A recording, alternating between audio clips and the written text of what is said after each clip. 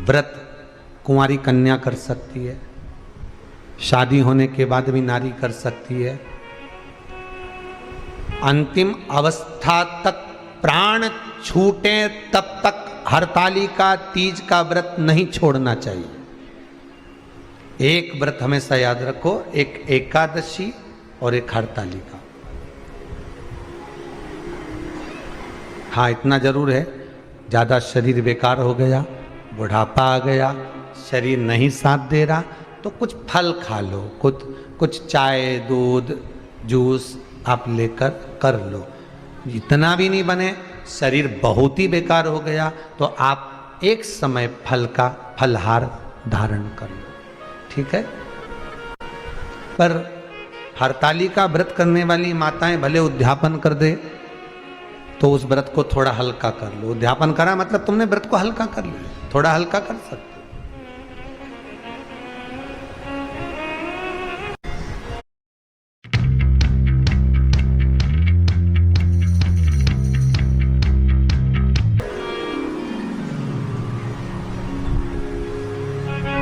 हरतालिका तीज का जो व्रत का उद्यापन करते हैं उसमें 5 चीज रखते हैं ना, 5 कपड़े स्त्री के, 5 कपड़े पुरुष के, 5 तरह का अनाज, 5 तरह का फलहार, 5 तरह का फल।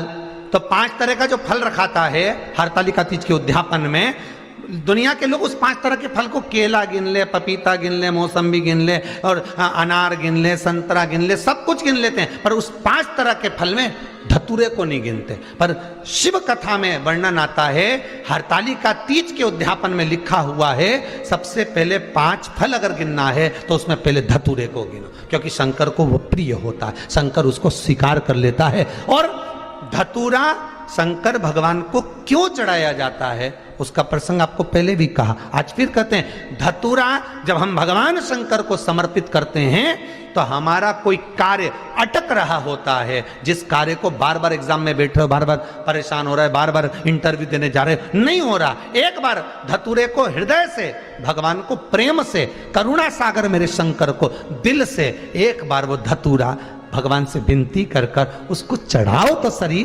भगवान तुम्हारा कार्य सफल कर देगा। पर दिल से चढ़ाना, हृदय। हरतालिका तीज की पूजन करने वाले को चाहिए कि बालू का, मिट्टी का शिवलिंग बनाना चाहिए।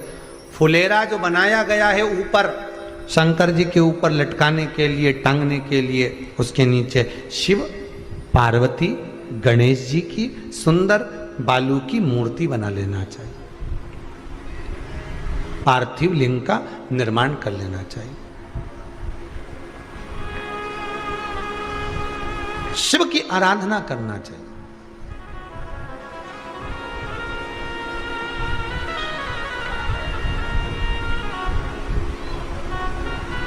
जो फल आपके पास में हो शंकर को समर्पित करना चाहिए, पूजन करना चाहिए, आराधना करो। सबसे पहली पूजन हरतालिका तीज की प्रदोष काल के अंतर्गत हो जाना चाहिए, शाम के समय पर। प्रयास करा करो प्रदोष काल के समय पर पहली पूजन हो जाए तो ज़्यादा अच्छा है। पर लोगों की आदत रहती है कि 8 बजे तक, 8:30 बजे तक, 9 बजे तक पहली पूजन करें, फिर दूसरी आराम से, फिर तीसरी, फिर आराम से, फिर चौथी। तो ऐसा सब अपने अपने हिसाब से।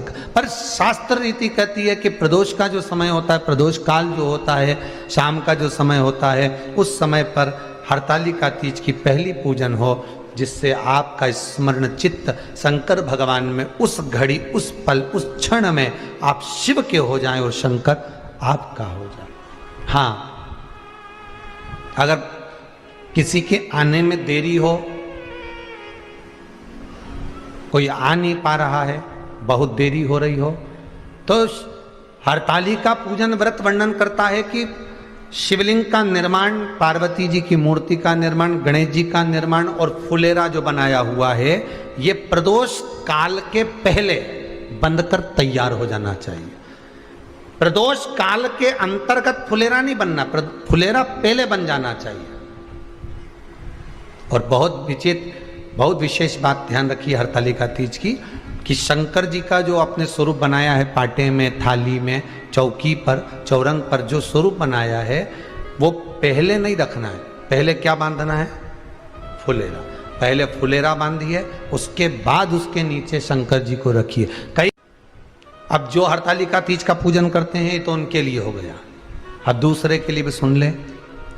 जो नारी हरतालिका तीज का पूजन नहीं करती, व्रत नहीं करती, साधना नहीं करती, उसके लिए भी कहा गया कि आप अगर ये व्रत नहीं करते हो तो एक कार्य जरूर करना, कहीं पर फुलेरा बंधा हो, हरतालिका की पूजन हो रही हो, 5 मिनट 10 मिनट निकालकर अपने आसपास के किसी पौधे में से पत्तियां लेकर या पुष्प लेकर, 5 वृक्ष की पत्ती या 5 वृक्ष के पुष्प लेकर शंकर भगवान को जब पूजन हो रही हो, 5 मिनट माताएं जब पूजन कर रही हों, तब आप भी उस पुष्प को, उस पत्तियों को शंकर को समर्पित कर सकते हो। ये नहीं चढ़ा सकते तो 5 फल नहीं चढ़ा सकते तो 5 कुछ भी पुष्प आदि का आप शिव को समर्पित करो। पर क्यों चढ़ाया जाता है, किस लिए चढ़ाना चाहिए? तो कहा कन्या स्त्री अगर मान लो हरतालिका का व्रत नहीं करती, पूजन नहीं करती, आराधना नहीं करती, तो वो कन्या, वो नारी, वो स्त्री, वो पुरुष कार्य तो बहुत करेगा, दुकान भी 4 चलाएगा, व्यापार भी बढ़ाएगा, पर संपदा को जोड़ नहीं पाएगा। 1 रुपए कमाएगा, 1.25 रुपए खर्च वाला काम चलेगा।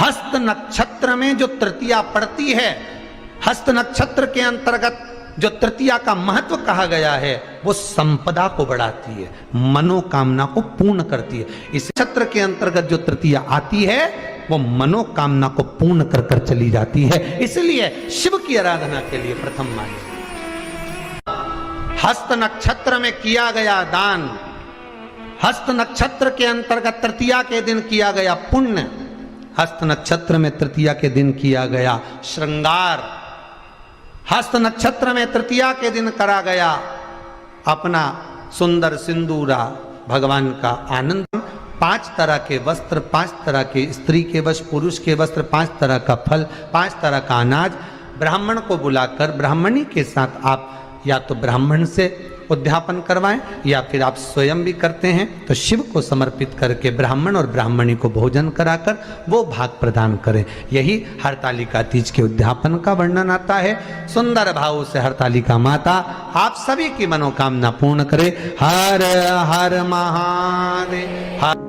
थोड़ा ध्यान लगाकर सुनना, हरतालिका तीज शिव महापुराण की कथा ही नहीं है। आप जो तीज करते हो, हरियाली करो चाहे सातुड़ी करो, उस तीज की महत्वता क्या है, इस हिंगोली की शिव महापुराण की कथा में अपने को समझना है कि उसकी मूल तत्वता, उसकी महत्वता है क्या, उसका महत्व क्या है।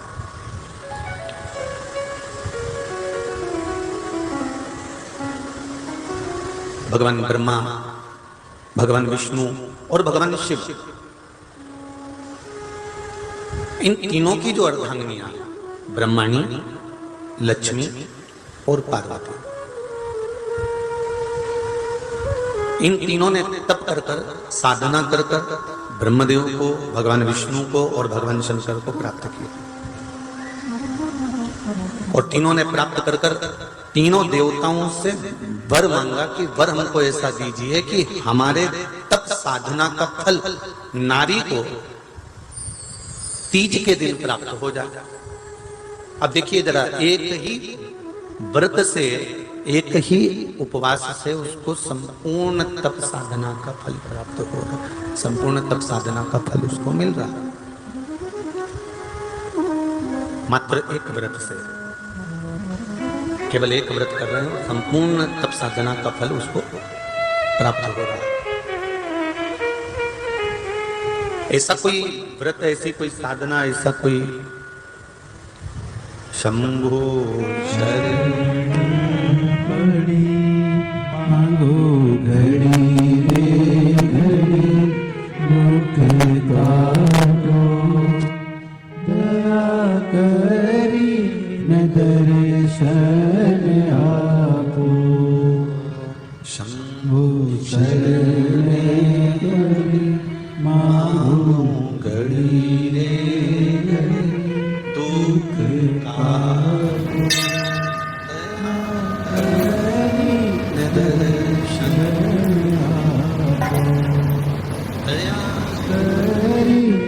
दर्शन आपको। तो ब्रह्माणी ने ब्रह्मदेव से मांगा, लक्ष्मी जी ने भगवान विष्णु से मांगा, पार्वती जी ने भगवान शिव से मांगा कि ऐसा वर दे दीजिए जिस वर से एक ही व्रत करने से संपूर्ण फल की प्राप्ति हो जाए, संपूर्ण फल मिल जाए। ऐसा एक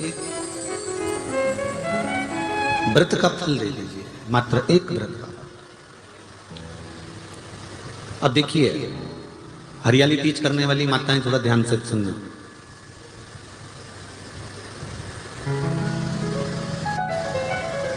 हरियाली तीज जब माताएं करती हैं तो एक हरियाली तीज, एक गणगौर की तीज, ये दो तीज के व्रत ऐसे होते हैं जिसमें जब माताएं करती हैं तो उस समय पर उमा, ब्रह्मणी और लक्ष्मी, इन तीनों की आराधना का फल उसको केवल एक व्रत से प्राप्त हो जाता है। अब देखिए दूसरा सातुड़ी तीज।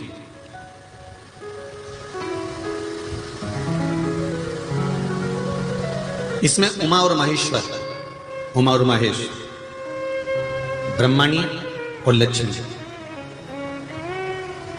इन चार के व्रत तप का फल एक साथ सातुड़ी तीज के दिन प्राप्त हो जाता है। अब एक आती है हरतालिका तीज। आप लोग करते हो हरतालिका? यहाँ लोग करते कि नहीं करते? करते हैं यहाँ पे हरतालिका? कौन कौन करता है? जरा हाथ उठाओ तो जरा। अरे सभी करते हो, रखो रखो, बहुत बढ़िया, बहुत अच्छी बात है। एक आती है हरतालिका तीज। इस तीज का व्रत माता पार्वती बेल वृक्ष के आनंद के साथ में फुलेरा बनाकर करती है, और जिसमें इस हरतालिका में माता पार्वती जी के जितने जन्म पहले हुए हैं, माता पार्वती का जन्म तो 52वें नंबर का, 52 नंबर पे माता पार्वती का जन्म है। इससे पहले तो माता के 51 जन्म पहले हो चुके, 51 जन्म माता पार्वती का पहले हो चुके। तो वो जितने जन्म माता पार्वती पूर्व में ले चुकी हैं, ब्रह्माणी जितनी बार ब्रह्मदेव के साथ में विराजमान हो चुकी हैं, इंद्राणी जितनी बार इंद्र के साथ विराजमान हो चुकी हैं, और लक्ष्मी चाहे वो राधा के रूप में हो, चाहे वो रुक्मणी के रूप में हो, चाहे वो सतरहमा के रूप में हो, चाहे वो यमुना के रूप में हो, चाहे वो गंगा के रूप में हो, जितनी बार माता लक्ष्मी ने रूप धारण करे हैं वो सब रूप में, और माता पार्वती अपने सारे रूप में, ब्रह्मणी अपने सारे रूप में, लक्ष्मी अपने सारे रूप में इस हरतालिका तीज के व्रत को करने के लिए आतुर रहती हैं। और इस व्रत को कर एक दिन में ही संपूर्ण विश्व का जितना तप है, साधना है, उपवास है, सबका फल एक साथ एकत्रित कर लेती हैं केवल एक व्रत में, हरतालिका तीज। अब एक बात ध्यान से सुनिएगा, सारे व्रत, आपका अगर स्वास्थ्य खराब हो गया तो आप व्रत छोड़ सकते हो।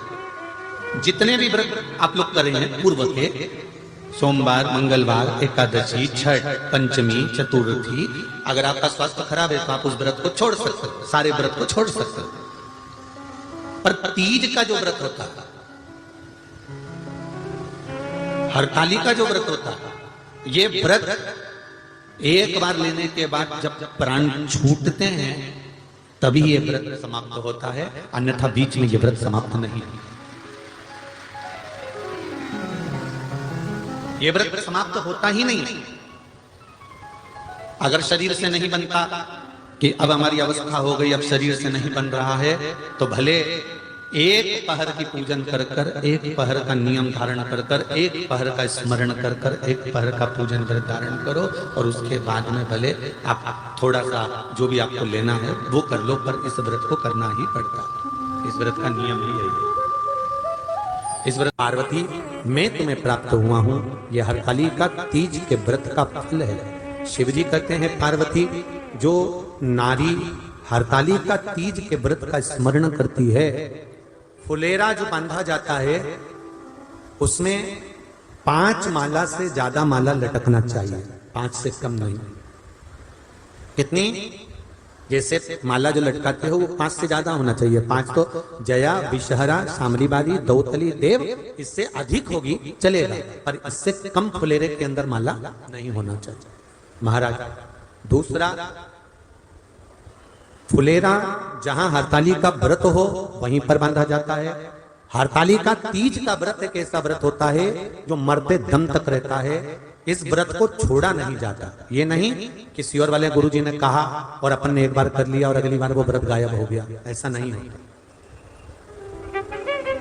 हरताली का तीज अखंड सौभाग्य के लिए, वंश वृद्धि के लिए, कार्य सिद्धि के लिए और कुंवारी कन्याएं उत्तम वर प्राप्ति के लिए, आनंद सुख के लिए करती हैं। ऐसा नहीं है कि केवल स्त्री ही करती है। जब नारी किसी कारणवश व्रत नहीं कर पाती तो पुरुष इस व्रत को धारण करते हैं। 30 अगस्त को, यही 30 तारीख को, कल 29 है, परसों 30 तारीख को हरताली का तीज रहेगी। आप सब अपने हृदय से, मन से इस व्रत को कर कर अपने जीवन को सार्थक बनाइएगा। जो करते हैं, कितने लोग करते हो, जरा हाथ उठाइए। हरताली का तीज इतने सारे करते हो, अरे वाह, कर लो, प्रणाम प्रणाम, आपको बहुत बहुत नमन करता हूं, बहुत बहुत सारा। फुलेरा बांधते हो? नहीं, अब की बात बांधना। मंदिर में करते हो तो मंदिर में, घर में करते हो तो घर में। फुलेरा वंश की वृद्धि करता है, फुलेरा अखंड सौभाग्य देता है, फुलेरा मन की कामना को पूर्ण करता है। जो बेटियां जिनका विवाह नहीं हो रहा हो या बेटे जिनका विवाह नहीं हो रहा हो, वो 7 स्थान पर कहीं फुलेरा बंधा हो तो फोन लगाकर पूछना कहां बंधा है, वहां का दर्शन करना। एक फूल में हल्दी कुंकू लगाकर शिव जी को चढ़ाकर फिर वहां से जाना। 7 स्थान के फुलेरे का दर्शन अवश्य करिएगा। जो व्रत नहीं करते हैं उनसे निवेदन है, कहीं हरताली का हो रही हो तो वहां बैठकर अगर भजन हो रहे हो तो थोड़ी देर भजन गाने चले जाना। अपने मोहल्ले में, कॉलोनी में, सोसाइटी में कहीं हरताली का तीज का व्रत हो रहा हो तो 2-4 मिनट जाकर दर्शन जरूर करना, जिससे भोलेनाथ आपका अखंड सौभाग्य करे और आपके मन की कामना पूर्ण करे।